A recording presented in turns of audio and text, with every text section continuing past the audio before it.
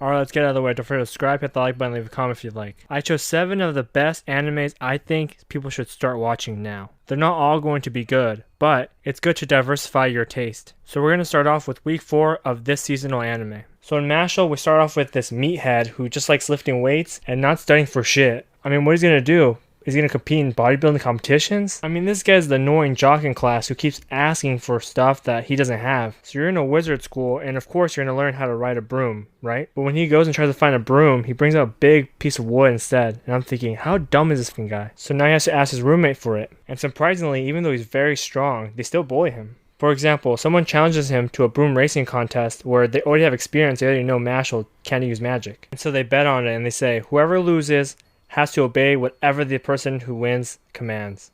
But he mops the floor with him. He doesn't even fucking use magic. He throws that shit because he's so buff. And he beats him because he's Mach 40. Good thing he has no brain because they end up tricking him. They also know that he wants to rise to the top so he can help his grandfather. So this cabbage head, as they call him, ends up telling him that as long as you do what I say, he will connect him with the people that he needs to know. And Cabbage Head gets to beat up people behind the school because his dad's such a high-ranking wizard. And then his dad looks like this. He's a good guy, right? But getting picked on by this guy doesn't stop Mashle from having fun. He ends up making a bunch of cream puffs that he loves. So it doesn't matter to him that they're ripping his textbooks, or they're making him clean his shoes, or wiping his asshole. But whatever you do, don't disrespect his roommate. And they did a little bit more than just disrespect him. They basically almost killed him. And Mashle comes over and tries to help him, but then the guy says, you know what, just leave that piece of trash on the ground. And if you do, I'll really introduce you to the person you really need to know. And then he says, let me introduce you to someone as well. My fist. And after smashing his face on the ground 10 billion times, his father comes out and tries to stop this whole thing. And then Mashle says, you want some too? And buries him under the ground. Oh, he's serious. He's actually keeps burying him. And I'm thinking, you're actually going to kill him. And so they call him into the principal's office and said, I know you want to save your grandfather, but you're expelled for doing what you did. Psych. Not. We want you to succeed. And because we want people like you to be part of the higher mages, we're going to just burn this shit. We're just going to leave you with a warning. And then they explain to him to be part of the Divine Visionary, you have to collect these coins. And they keep talking to him about all this stuff that he has to hear, and that's too many words. He's dumb. He only likes lifting weights. Don't you remember? In short, just remember, get good grades and collect coins, and that's it.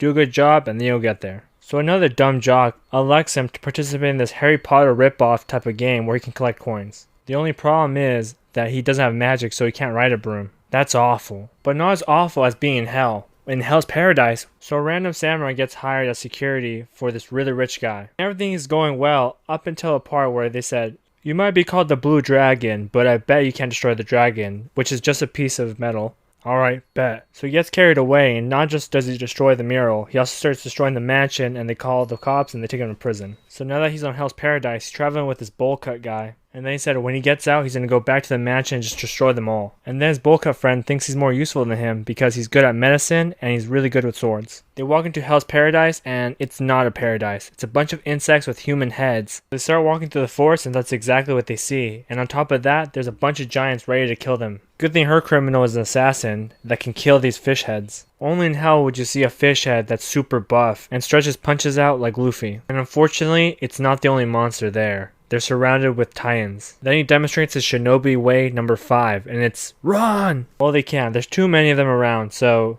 the only thing to do is fight. And then we see that he's not immortal. He still does bleed. This is the really random part. I forget that he has powers, so I feel that puts him above a lot of these murders I hear, because he has actual magic that destroys them all. So while this shinobi is destroying all these monsters, his samurai prison guard is being attacked, but he's fighting with himself saying, as a shinobi, I shouldn't care about her. But my wife says that I should. And he cares more about his wife than himself, and he goes and saves the girl. Look, I'm confused because I've watched anime, and usually when they save the girl, it means that they like each other. But on this one, unless his wife ends up dying, hopefully not. And talking about relationships, he meets this girl that's also ninja called Yuzihara, and her tactic is to seduce men. But that tactic doesn't work on a shinobi. He's a faithful husband. And his whole bit is that he flips her every time she tries to seduce him. He's flipped her too many times until she fights back and she says, only one of us can get the elixir. We might as well use each other until the end. You could tell she likes the position she's in because she's blushing. It's not that type of anime. So eventually they team up because she said, if you don't join with me, I'm gonna fight you here and I'm gonna get you killed. So this aggressive blonde guy who's in prison also has tricked the prison. A family member of his is also samurai and ends up being the guy who follows him around. Anyways, it's a really touching story between two brothers that want to make it out of hell together. So if you're really into romance shoujo manga anime, then My Love Story with Yamada-kun at level 999 is perfect for you. I love how everyone's in the same city in Japan. So Akane ends up fighting the people she's been playing with in the game in real life. And it's kind of jarring seeing what everyone looks like because you'd think they're around your age, but nope, there's people of different age ranges. So it gets pretty awkward because Akane thinks that this girl that looks just like a character in the game is the character, but she says, no, I'm not that one at all. In fact, she hasn't even met her. This girl only logs into the game once a month. So if she's not Rurihime, then who is? Is it this weird guy in glasses, or is it the old man? Hopefully it's not the old man, because that's her best friend in the game. It ends up being the really dorky guy next to him. And the reason why his character looks like this little girl is because he designed it that way. That's his sister. I feel like that's an anime only thing. Unless it happens in Japan, there's actually older brothers or sisters that love their younger siblings so much that would die if they didn't love them. Alright students, listen up. I'm your anime slang teacher, and today we're going to learn what the word nekama means. Nekama means a guy posing as a girl in a game, while what he looks like and who he is unknown. Unfortunately, this guy doesn't believe that he's that. He thinks he's a painter who painted a mural that's him in real life, but also not. So bottom line, he's fucking crazy. So it gets really awkward because without thinking, she says, I'm really glad that you didn't lie about not having a girlfriend. So the little girl who hates her ends up saying, you're glad? Does that mean that you like Yamada? And from that point on, this get-together gets really awkward because she gets really frazzled and her glass falls. And Akane and Yamada are having a moment touching hands. And I bet a bunch of people are like, oh, so cute. And they make an excuse saying, oh, I'm going to go outside and take a call. You don't have anyone to call, man.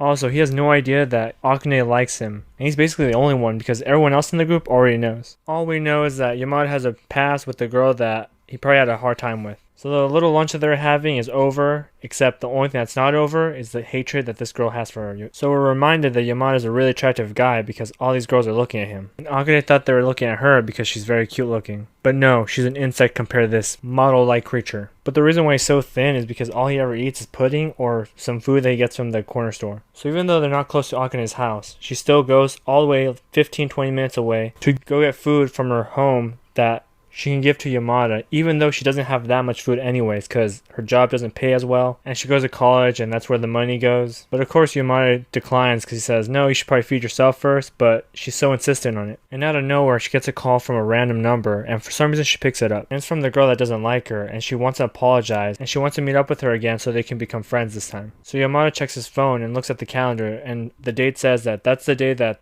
girl's supposed to have a tutoring job. So what does that mean? It could all be a trick. Speaking about tricks, for some reason this princess girl wants to marry him, probably because he's so hot. I guess if you're really attractive, the whole world's gonna stop and just stare at you and not do anything besides that. Also, I can't tell if this is the dumbest thing he's done, but he invites the whole army into his house. He doesn't even know them, but he still invited them. You wouldn't just invite the homeless guy you see on the street, right? But I guess she's not a homeless guy. She's the princess of a kingdom. And she looks at Yuya and thinks that it's gonna be a fairy tale wedding because they both look like royals. And she thinks they're gonna get married even though he hasn't said anything yet. This guy has it right. The whole situation is a bother. So Yuya ends up saying, well, let's just start as friends and then we'll see what happens from there. So in the span of maybe a week, the king figures out that he saved the girl. And he says, I want to meet this handsome man. But being a high schooler, he can't just get up and go to the kingdom and talk to him. He has to wait until he has spring break or something. And surprisingly, the kingdom understands that he's very busy. And so they agree whenever he's ready to talk to him, that's when they'll come and pick him up. And so the bad guys are really mad because they couldn't capture the princess. It's probably because they're not attractive looking. Today is his first day at school and he's very nervous. He's struggling with past trauma. He might get bullied again or people might not want to be his friends. Also, he's kind of getting the celebrity treatment where when he goes outside, everyone keeps staring and staring. And he has pretty awesome friends. When he's being reintroduced to the class, they wink at him and they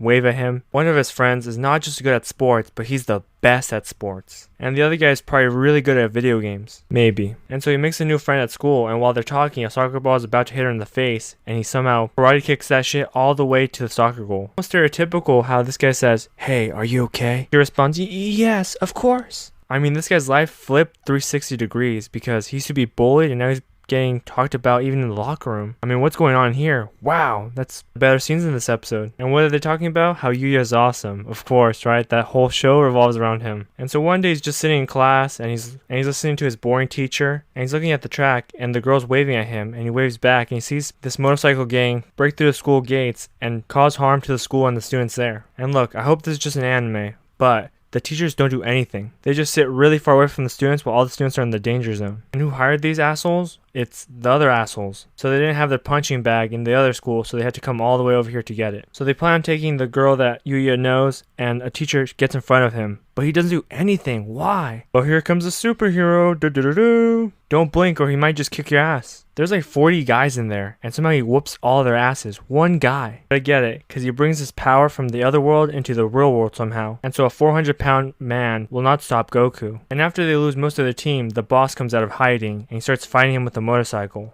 But there's no shot Yuya's gonna lose. He's the main character. And so the boss gets so mad that the guy who hired him starts choking the fuck out of him. The police are there and they arrest all the other guys except the boss, and they're just watching this kid getting choked. And I'm thinking, you guys are all so useless. Anywhere else they'd probably shoot the guy in the head because he's clinically insane. So Yuya must be an angel because he ends up saying the people that bullied him and give him all this trauma is part of his family for some reason. And I'm thinking, no way. They treated like shit and they caused you a lot of grief. Why would you forgive them? And I don't know how long this fight took or whatever, but they were fighting in the morning and now it's almost going to be nighttime. So an anime everyone has probably told you to watch or you've seen it everywhere is Oshi No Ko. So after many years, somehow the girl he acted with as a child is at the same school that he enrolled into. And so now they're just catching up and she figures out that he doesn't want to be a fucking actor anymore because he doesn't think he's that good at acting. And he wants to find the killer that killed his mom. So she doesn't believe that he's a bad actor, and she actually wants him to act again. And she knows a producer that she's on a TV show with that is looking for someone right now, and she wants him to be that part. And after bugging him in a long battle of him saying no, he eventually says yes, and then she contacts the producer, and right away he gets the role. And I'm shocked because I've never heard an actor with no work get recommended and get the part right away, no audition. But then again, this guy is 40 years old and he's still living with his parents, trying to make the dream come true. And so the reason why Aqua decided to take the role is because there's a guy in his dead mom's phone and it's the name of the producer, and you know, he's a detective, so he has to figure out if this is true or not. This could be the missing dad, this could be the killer, who knows, so he has to do it. His mom's phone is password protected and it took him 4.5 years to figure out what the password was.